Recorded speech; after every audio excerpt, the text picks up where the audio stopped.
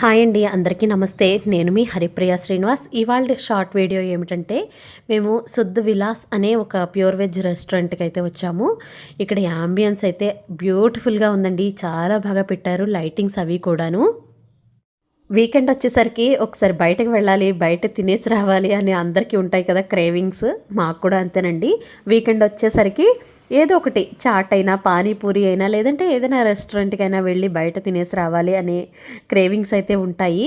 ఒకసారి ఇక్కడ శుద్ధ్ విలాస్ అని కొత్తగా ఓపెన్ చేశారు కదా! ఎలా ఉంది ఫుడ్, ఎలా ఉంది, రీజనబుల్‌గా ఉన్నాయా లేదా అని ఒకసారి టేస్ట్ అయితే చేద్దామని వచ్చాము.